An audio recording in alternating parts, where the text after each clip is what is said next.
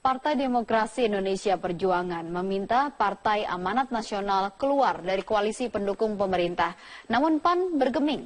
Partai berlambang matahari putih itu menyalahkan komunikasi politik antar partai koalisi yang selama ini tak berjalan secara baik.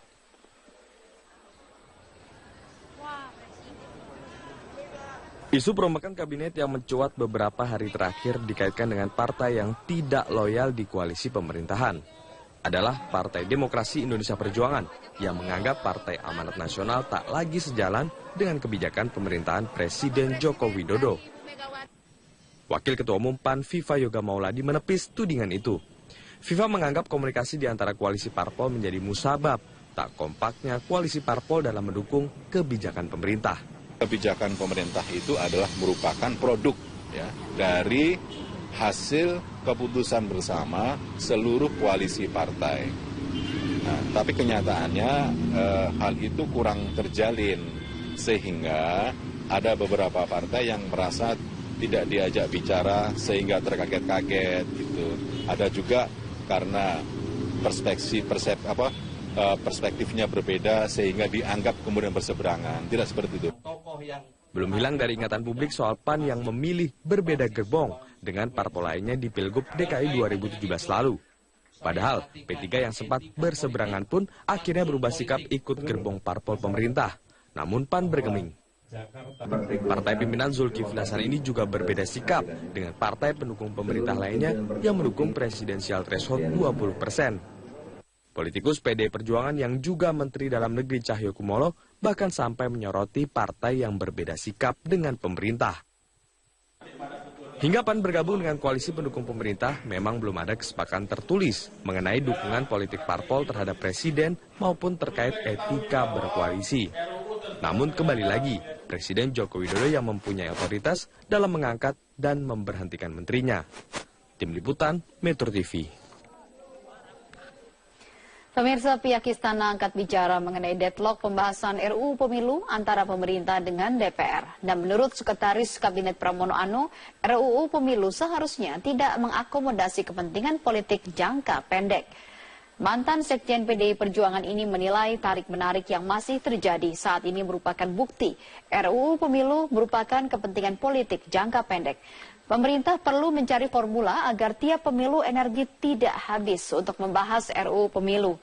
Sebelumnya, Panitia Khusus RUU Pemilu sepakat menyelesaikan sejumlah perbedaan di sidang paripurna pada tanggal 20 Juli mendatang. Mekanisme melalui paripurna dipilih karena deadlock yang terus terjadi dalam pembahasan di level pansus. Rapat paripurna pengambilan keputusan tingkat 2 revisi Undang-Undang Penyelenggaraan Pemilu pada Kamis 20 Juli 2017 mendatang rawan dengan deadlock karena dukungan fraksi partai pendukung pemerintah tidak bulat. Pasalnya, fraksi Partai Amanat Nasional dan Partai Kebangkitan Bangsa memilih membawa 5 isu krusial RUU itu untuk divoting di paripurna. Pembahasan 5 isu krusial revisi Undang-Undang Penyelenggaraan Pemilu antara panitia khusus dengan pemerintah kembali gagal mencapai titik temu. Dari 5 paket yang ditawarkan Pansus, hanya 5 fraksi yang memilih paket A dengan ambang batas presiden 20 hingga 25%, ambang batas parlemen 4%, sistem pemilu terbuka, alokasi suara per dapil 3 hingga 10 kursi, dan metode konversi suara saintelek murni. 5 fraksi memilih paket A adalah fraksi PDI Perjuangan, Golkar, Nasdem, Hanura, dan P3. Sementara 5 fraksi lainnya yakni PKS, PAN, PKB, Gerindra, serta Demokrat memutuskan tidak memilih satupun dari 5 paket yang dibuat Pansus. Namun malah menyarankan 5 isu krusial RUU Penyelenggaraan Pemilu diajukan ke rapat paripurna untuk diputuskan dengan cara voting. Tapi semua fraksi menginginkan dibuka kembali forum musyawarah mufakat hari ini, dan kemudian jika hari ini tidak tercapai musyawarah mufakat untuk memilih 1 paket dari 5 paket yang ada, maka kemudian nanti semua fraksi juga sepakat untuk mengirimkan ke 5 paket ini ke rapat paripurna pada tanggal 20 Juli. Rapat paripurna Kamis 20 Juli 2017 memilih 2 opsi untuk mengambil keputusan. Pertama, sepekan waktu yang tersisa digunakan untuk lobi antar lintas parpol. Kedua, jika tetap tidak mencapai kata sepakat, maka paripurna akan menempuh mekanisme voting. Dan perbedaan ini tidak secara keseluruhan, hanya masing-masing fraksi punya satu poin yang berbeda.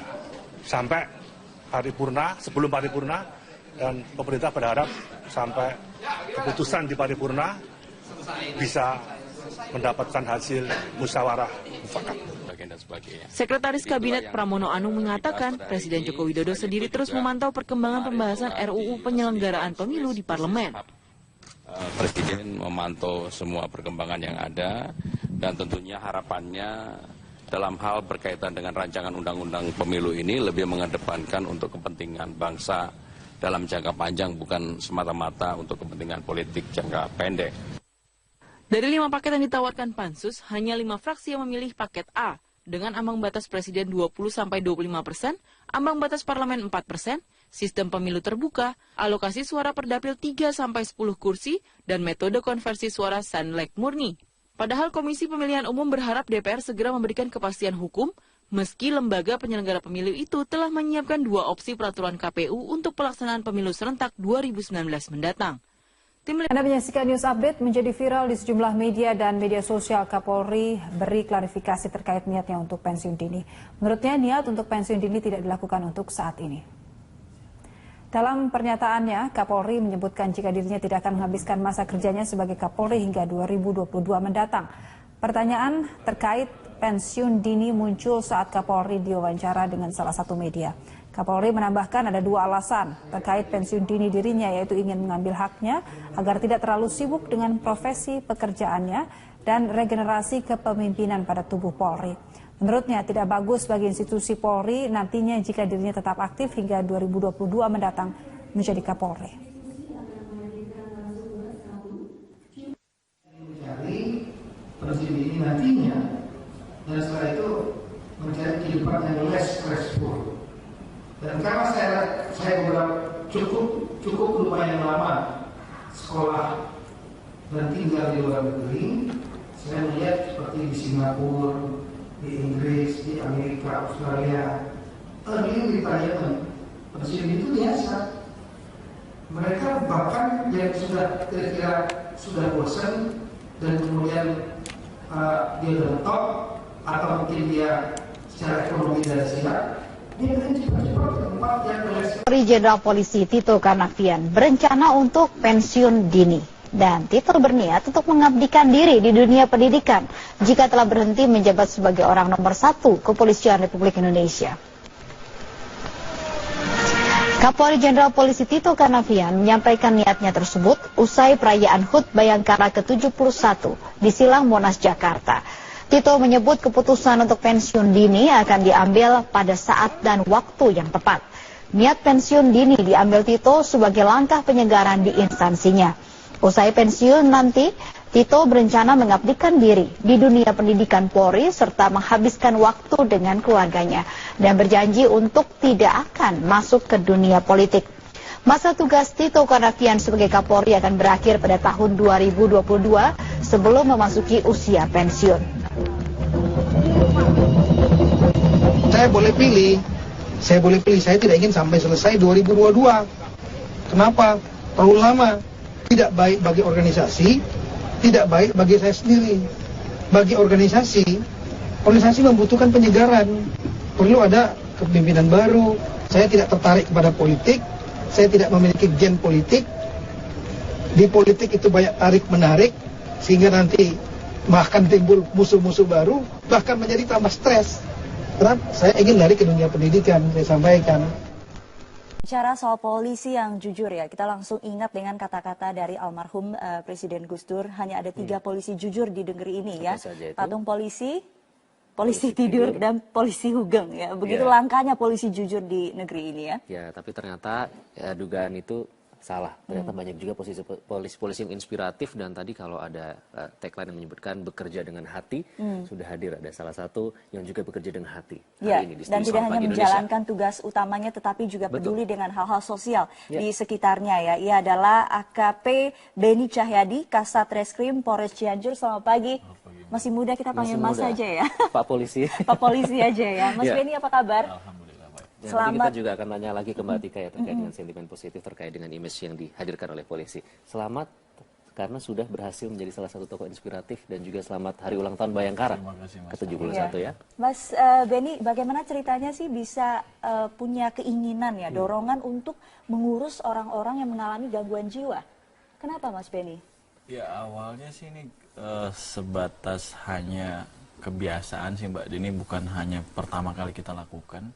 Dan kebetulan juga saya bekerja tidak sendiri dan kadang-kadang juga melibatkan anak gitu. Kita juga biasakan anak saya untuk lebih dekat gitu loh. Jadi intinya memanusiakan manusia, Mbak. Mungkin terlepas mungkin orang-orang tersebut memiliki keterbelakangan mental, tapi buat saya pribadi mereka juga punya hak untuk setidaknya nyaman lah gitu. Apa titik baliknya?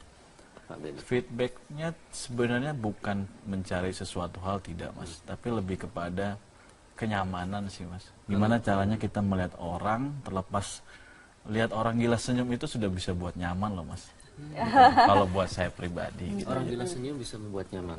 Gitu. Jadi tidak beda ketika saya mungkin punya istri, buat bahagia istri saya itu juga kenyamanan buat saya. Terlepas dari mungkin mereka juga punya keterbelakangan mental, tapi yakin lillahi ta'ala bismillah Mas. Saya hanya itu aja. Jadi memang langka ya orang-orang seperti ini ya. Apa saja yang dilakukan terkait dengan orang gila ini?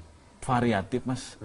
Yang jelas kita setiap hari Jumat itu biasanya rutin kita bagi-bagi ya sederhana Mas, sekedar nasi padang gitu loh. Dan biasa sebulan sekali pasti kita mandiin. Paling ganti baju. Memandikan mereka? Iya Mbak. Pasti nggak gampang dong ya Mas Benny? Ceritain dong suka dukanya gimana? Unik sih Mas, tapi balik lagi bahwa niat kita tidak mencari apa-apa gitu, hanya memberikan kenyamanan pada sesama. Yang jelas terkadang kita coba pancing pakai rokok Mas. Itu hampir kebanyakan dari semua orang gila gitu. Maaf, bukan orang gila, orang yang memiliki keterbelakangan mental. Itu hobi dengan yang namanya rokok. Baik perempuan maupun laki-laki. Unik ya caranya. Jadi selama kita memandikan itu ya rokok jangan sampai berhenti Mas. Bahkan juga digunting rambutnya kan kalau tidak salah. Gitu, sempat menggunting sendiri juga. Karena gondrong Mas. Biar rapi gitu Mas. Biar rapi gitu ya. Berapa orang sih yang diajak untuk ikut mengurusi orang-orang yang mengalami gangguan jiwa? Iya banyak Mas, alhamdulillah. Ini juga kebetulan kita ada teman dari media Metro TV juga yang memang buat saya itu juga inspiratif gitu loh. Jadi bukan hanya kalangan polisi saja, itu juga ikut memandikan kita. Mungkin kalau polisi tugasnya razia, ini razia orang yang memiliki keterbelakangan banyak mental, yang tergerak begitu ya. Gitu, nah, apakah cerita inspiratif seperti ini juga menyumbang sentimen positif di media sosial dan juga media online? Ya, secara individu ya kita katakan. Betul, dan itu pasti akan memiliki sumbangan yang cukup signifikan gitu. Karena kan selama ini masyarakat itu selalu punya persepsi yang namanya polisi itu biasanya ya kerja sesuai dengan tupoksi lah istilahnya seperti itu.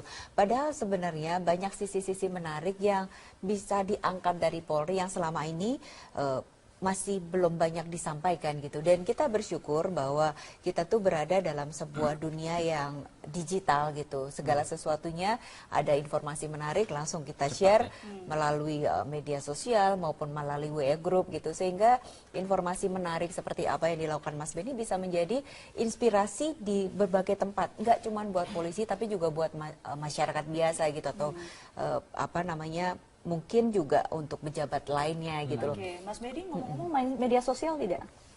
Saya main sedikit, Sedikit tapi ya? tidak banyak. Apa nih media sosialnya? Instagram, Twitter, atau apa? Instagram sih. Instagram ya. Instagram. Jadi kegiatan-kegiatan seperti itu sering tidak diposting di media sosial? Sebenarnya enggak sih Mbak. Kebetulan saya punya akun media sosial juga private, tidak untuk umum. Jadi kenapa? Ini juga saya sebenarnya kaget kenapa bisa sampai terblow up. Gitu. Karena memang mungkin pada saat kita coba untuk kegiatan ini mungkin ada rekan-rekan hanya untuk dokumentasi saja gitu. Tetapi mungkin karena beberapa hal mungkin ini sampai ke media juga sempat karena ada kawan-kawan dari media juga jadi mereka coba untuk share gitu. Saya sempat sedikit komplain Mas karena kan nanti efeknya ria Mas. Gitu loh ya. Saya sudah wanti-wanti jangan karena underestimate atau persepsi orang pasti beda-beda. Karena tulus membantu ya, tidak ingin ada mencari yang popularitas bilang ya. cari popularitas gitu. Ya. Toh juga saya tidak dapat apa-apa. Tapi banyak loh teman-teman aparat yang juga membuka Instagram yang banyak, dengan followers puluhan ribu tidak tertarik banyak dengan itu. gitu. Enggak sih Mas. Enggak tertarik gitu ya? Meskipun itu bisa menginspirasi yang lain? Karena buat saya itu bukan suatu kebanggaan sih buat saya. Oke, gitu. Mbak Tika kalau lihat ini ya, kasus Mas Benny ini justru tidak pengen di blow up gitu ya. Sebenarnya lebih baik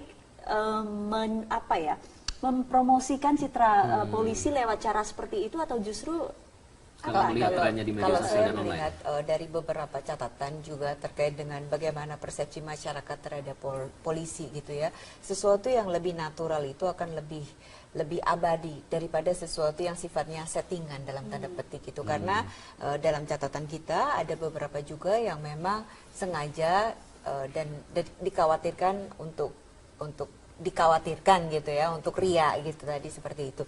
Namun demikian sebenarnya kalau kita itu niatnya untuk memberikan inspirasi buat orang lain itu akan cukup bagus juga gitu. Setidaknya mungkin bisa dilakukan oleh orang lain gitu. Jadi apakah ini mau pamer atau tidak pamer sebenarnya tergantung orang lain bagaimana persepsinya terhadap polisi tersebut gitu. Tapi kunci dari semuanya yang saya lihat adalah bagaimana kita bisa memberikan satu inspirasi yang baik untuk masyarakat lainnya gitu. Sampai kapan Pak Benny? Tidak ada batasan waktu, Tidak ada batasan. tidak limited. Tapi ngomong-ngomong, kenapa keluarga sampai diajak istri, anak-anak? Tujuannya Memang apa? langsung mau pada saat pertama kali diajak. Jadi ini saya lakukan bukan hanya di Cianjur, Mas. Gitu loh. Dan ini kita juga selama saya menjalankan tugas dan itu selama itu saya lakukan itu. Kenapa saya selalu melibatkan anak saya? Karena juga saya dididik dari keluarga yang memang mengajarkan untuk bagaimana cara yang berbagi, gitu loh. Hari ini saya punya tanggung jawab untuk anak saya, tidak usah berbicara luas, tapi setidaknya untuk lingkup keluarga saya mendidik anak saya bagaimana cara mereka peduli dengan lingkungan, itu sih Mas, dengan sekitarnya. Oke. Mas Benny, ini HUT ke-71 Bayangkara ya. Apa harapannya untuk Polri khususnya ke depan? Ya, harapannya yang jelas polisi dicintai dan bukan lagi sebagai yang ditakuti gitu loh. Karena memang dari zaman dulu anak kecil mau makan aja harus dibilang awas ada polisi, nanti ketakutan bawa makan. Sekarang polisi ini lebih kepada bagaimana polisi ini suatu kebutuhan untuk masyarakat. Jadi kapanpun, dimanapun polisi itu dibutuhkan dan nyaman ketika masyarakat dengan polisi. Jadi polisi kalau bisa jadi superhero-nya masyarakat, anak-anak gitu ya. Betul, itu sih. Jadi nggak takut lagi kalau dibilang ada polisi gitu. Jadi cari Mas. Jadi tidak cuma 3 itu tadi ya yang Gus katakan. Nah, ini juga yang tadi katanya kalau dulu takut sekarang sudah berubah persepsi negatif itu. Ya, jadi sebenarnya sesuai dengan harapan dari Mas Benny, kalau kita bisa buka di data tadi, itu kita lihat bagaimana persepsi netizen terhadap polisi dalam 1 tahun terakhir. Dan di situ kita lihat itu di sebelah kiri itu kan ada warna kuning, joy, sadness, anticipation, disgust. Tadi Mas kan takut apa namanya, polisi ditakuti. Kita bisa lihat di situ, itu grafik yang paling kecil sendiri itu adalah fear. Oh, justru paling kecil sekarang. Betul, Ya. jadi Sudah sesuai berkurang dengan ya, harapannya. Jadi harapan masyarakat terbesar pada Polri atau emosi masyarakat pada Polri, saya sengaja ini pilih yang dari akun manusia. Karena ada 84 yang dari akun manusia dan sisanya adalah akun robot gitu. Nah, ternyata dari akun manusia itu emosi terbesar adalah anticipation, dan anticipation itu artinya adalah harapan. Kalau polisi harus jauh lebih bagus. Nah, itu adalah harapan masyarakat terhadap Polri. Dan yang terbesar kedua adalah emosi trust. Jadi emosi percaya pada Polri bahwa apa yang dilakukan polisi ya semoga ini yang terbaik dan sesuai dengan harapan polisi juga kan. Luar biasa, tidak takut tapi sudah percaya ya. Betul. Terima Baik, kasih. terima kasih Mbak Tika, Mas Benny sudah berbagi cerita di Selamat Pagi Indonesia, dan kita jeda dulu, kami masih akan kembali sesaat lagi. Thank you.